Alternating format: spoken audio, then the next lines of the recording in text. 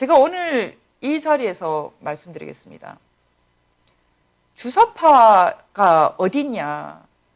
주사파가 있거든요. 그 주사파가 그러면 어떤 방식으로 존재하냐?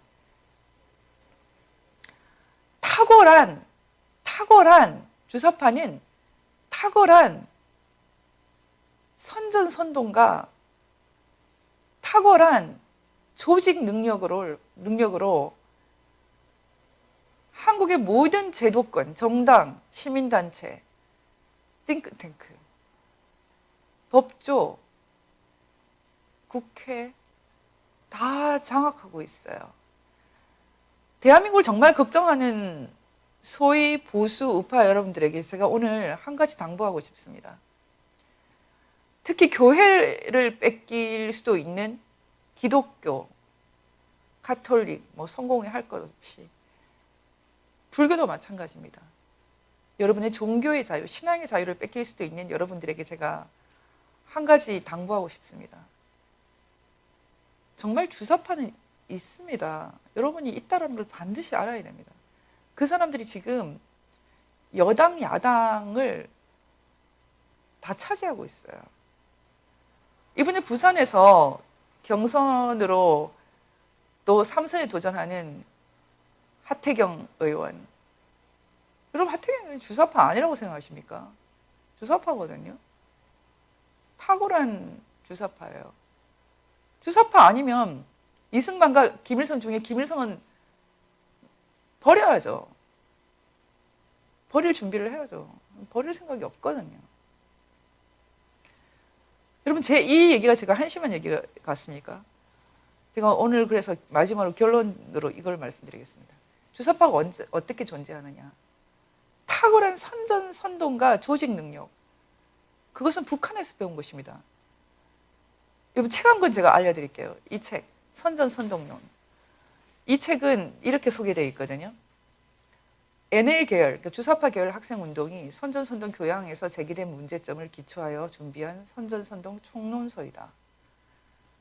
여러분, 이 내용을 제가 조금 한번 보여드릴게요. 이 내용을 여러분 다 볼 수는 없겠지만 이 책은 저도 갖고 있었던 책이에요.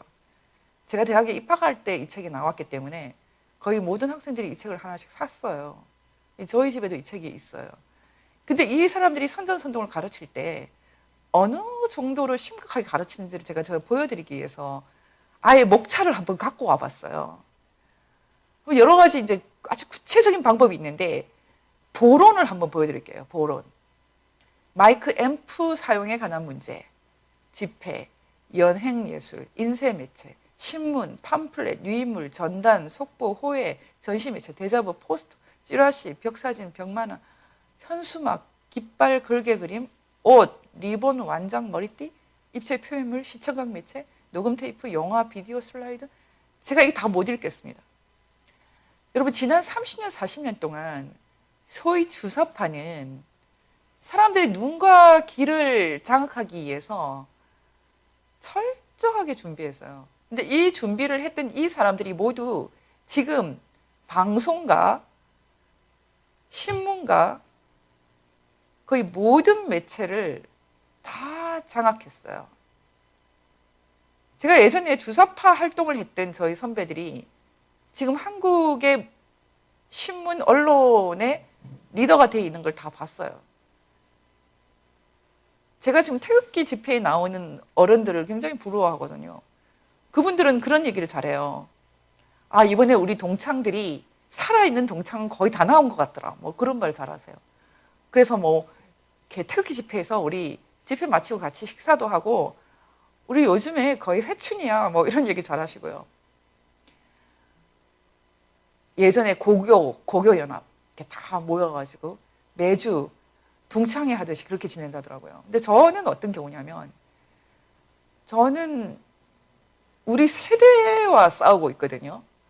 저는 제가 대학을 다닐 때 만났던 그 사람들을 좀 지금 이 상태로라면 죽을 때까지 만나고 싶지가 않아요. 철저하게 외톨이고 철저하게 저는 혼자 이 싸움을 하고 있거든요. 저는 우리 세대를 솔직히 굉장히 경멸해요. 박정희, 뭐 전두환, 이승만 미워서, 박근혜 미워서 김일성, 김정은을 택한 사람들, 저는 사람들 같지가 않아요. 저는 그냥 귀신이라고 생각하거든요. 강시. 좀비라고 생각하거든요. 그러니까 제가 우리 세대 전체를 이렇게 적대시하니 얼마나 고독한 삶입니까?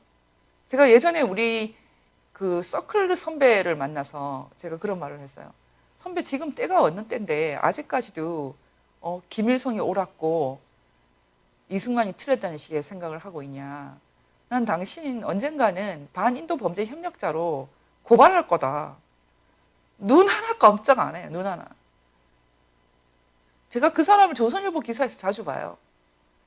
최근에는 저희 집 아파트에 아래 2층으로 저희 서클 선배가 이사 왔더라고요. 사람은 참 좋은 사람이에요. 근데 지금도 변하지가 않아요. 제가 우연히 보니까 그 집에는 참여연대 뭐 이런 데 계속해서 잡지가 오더라고요. 마음이 안 좋았어요. 엘리베이터에서 만나는 건. 부부가 아주 유명한 분들이에요. 근데 저희가 이사를 결정해서 나왔는데 같은 주에 서로가 아무 말 하지 않고 이사 갔더라고요. 제가 우리 세대, 우리 선배, 우리 후배들과 이렇게 반복하고 있어요. 서클과 과, 뭐 어디에도 나가지 않아요.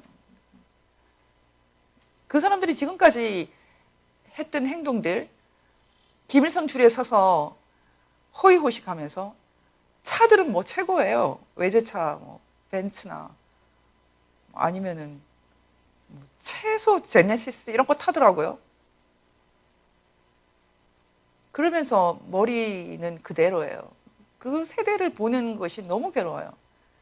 근데 그 사람들 머릿속에 들어있는 교양이라는 게 이런 선전선동. 대학 때 다녔던 선전선동술을 가지고 지금 언론을 하고 있거든요. 선전선동이라는 것이 거짓말을 정당화하는 거거든요. 이거 한번 보십시오, 여러분.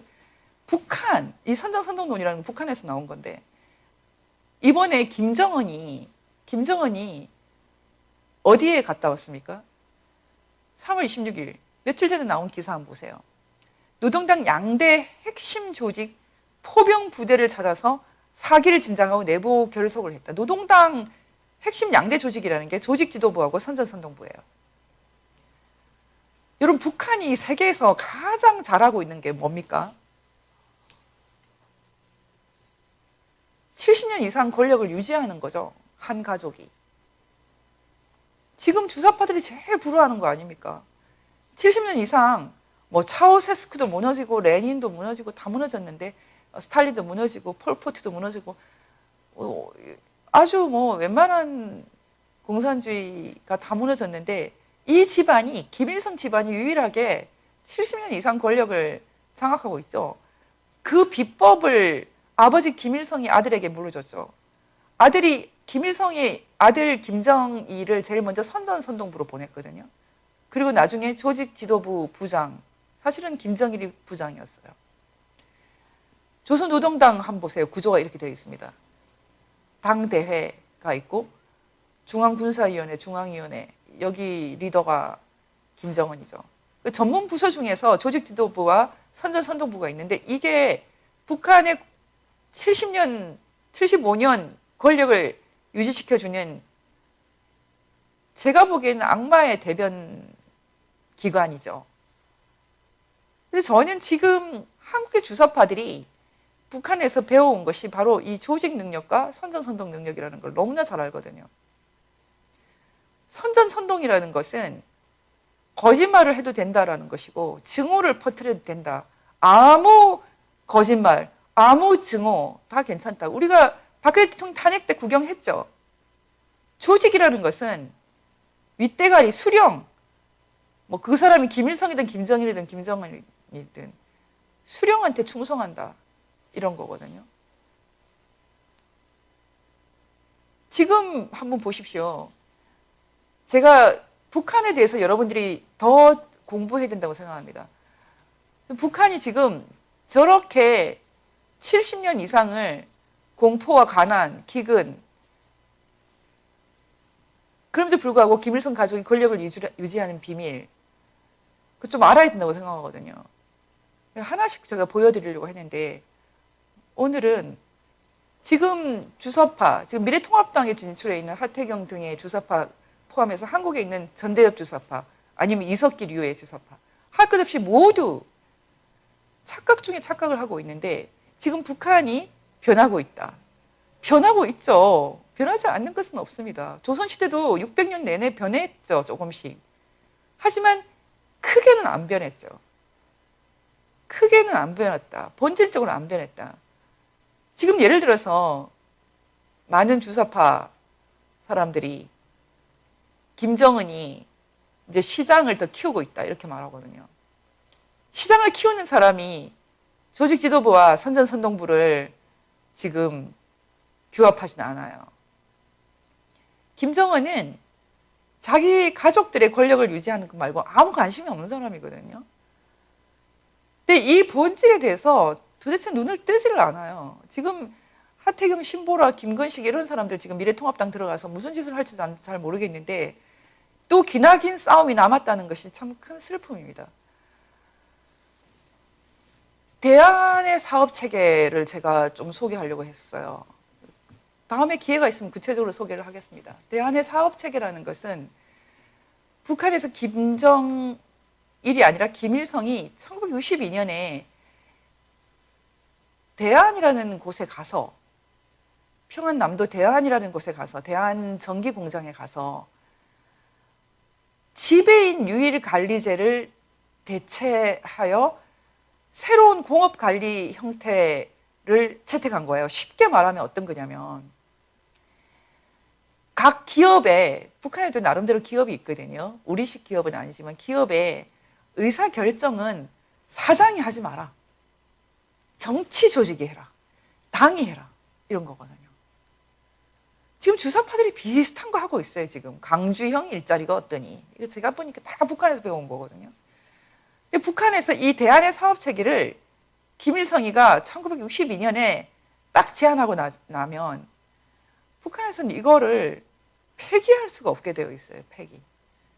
폐기할 수가 없습니다. 대안의 사업 체계를 공식 폐기하지 못하는데 어떻게 시장 경제가 생겨요? 북한을 정말 제대로 안다면 황당한 얘기를 할 수 없다고 생각합니다. 지금 사람들이 제가 강철, 김영한, 하태경 주사파나 임종석, 우상호, 이인영 이런 전대엽 주사파나 이석기, 이상규 이런 주사파가 다 같다라고 말을 하면 도저히 믿지를 않거든요. 근데 제가 분명히 말씀드릴게요. 다 같습니다. 이게 다르다고 생각하는 사람들은 주사파는 단어 쓰시면 안 돼요. 못 싸웁니다, 이 사람들하고. 왜 미래통합당을 통합하면서 태극기를 다 배제하겠습니까? 태극기 세력이 정말 진정한 의미의 시장경제 세력이고 자유우파 세력이고 이승만의 자유민주주의 헌법의 비밀을 아는 세력이기 때문이거든요. 하태경이 왜 자유한국당을 수장시키겠다? 왜 이제 극우와 싸워서 개혁 보수를 정립하겠다? 탄핵의 강을 건너서 개혁 보수를 이제 주인이 되게 하겠다. 이런 얘기를 왜 한다고 생각하십니까, 여러분? 공산주의도 인정을 받게 하겠다는 거죠. 제가 최근에 이런 질문을 받았어요. 당신은 일반 사회운동가냐, 아니면은 종교운동가냐?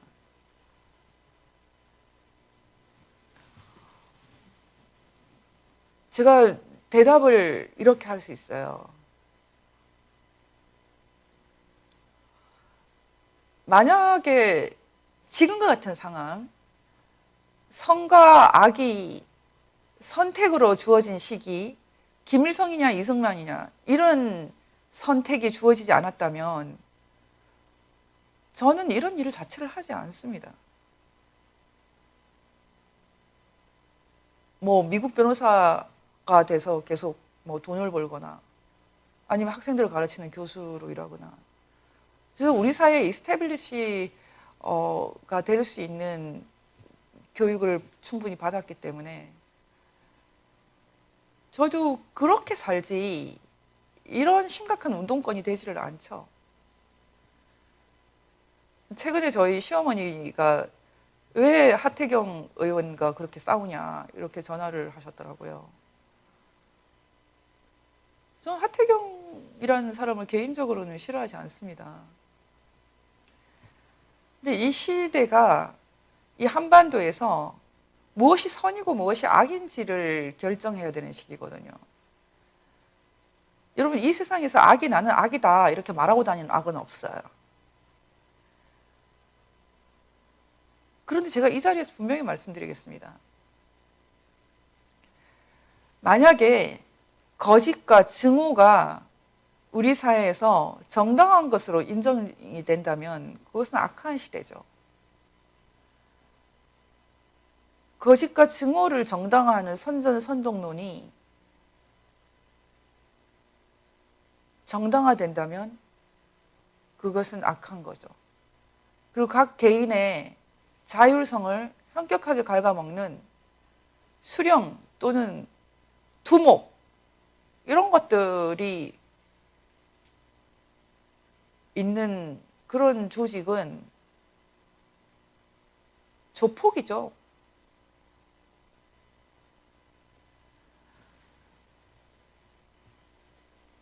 오늘 주제의 본질에서 벗어나지 않기 위해서 처음으로 돌아오겠습니다. 저는 지금 코비드-19 사태는 모든 국민이 협력을 해야 된다고 생각합니다. 우리 생애에서 이렇게 심각한 사태를 경험하기가 힘들어요. 이것은 정말 대재앙입니다. 크리스찬이 예배를 이렇게 쉽게 포기해야 되는 그런 상황이라는 것이 공산주의자들이 총칼을 갖고 올 때보다 더 쉽게 일어나는데 이 상황은 정말 각자에게 심각한 카이로스의 시간입니다. 저는 그래서 금식하자 이렇게 주장을 했어요. 제가 오늘까지 매일 한 끼만 먹고 있어요.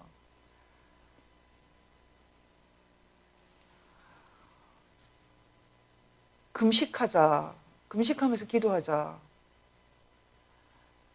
인간의 힘으로 도저히 대응할 수 없는 이 사태에서 우리가 정말 겸손하고 겸허해야 된다고 생각을 합니다. 그런데 이 재앙의 상황까지도 정치적으로 악용을 한다면 그건 정말 벌받을 일이 아닐까 생각을 하거든요.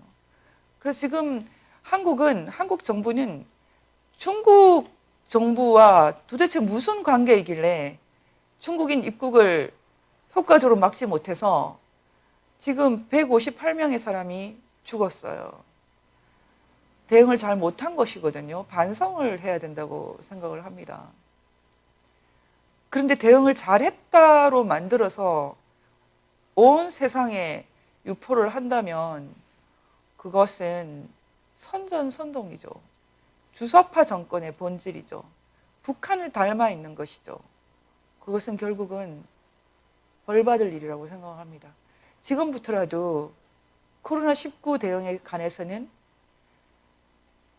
당리당략을 벗어나고 정치적 이해관계를 벗어나서 전 국민이 협력해서 잘 풀었으면 좋겠습니다. 제가 사적으로 한마디만 더 붙이겠습니다. 저는 다음 이제 국회에서 혹시 잘못된 헌법 개정이 있을 수 있기 때문에 우파가 승리해야 된다고 생각을 했습니다. 하지만 우리가 가장 쉬운 방법을 포기를 했거든요. 태극기 세력이 하나가 되어서 비례대표를 많이 갖게 되고 또 교섭단체를 이룰 수 있을 만큼 의석을 확보하게 되고 그래서 강력한 목소리를 내고 이런 것이 쉽지 않게 됐어요. 그렇다면 결국 또다시 광야에서 장외에서 우리가 큰 목소리를 내야 됩니다. 적어도 크리스찬이라도 협력을 했으면 좋겠습니다. 북한의 저 거짓과 선전선동과 수령 절대주의, 우상 이런 것을 막아설 수 있는 진실과 거룩의 조직. 그래도 기독교 아닐까 생각을 합니다.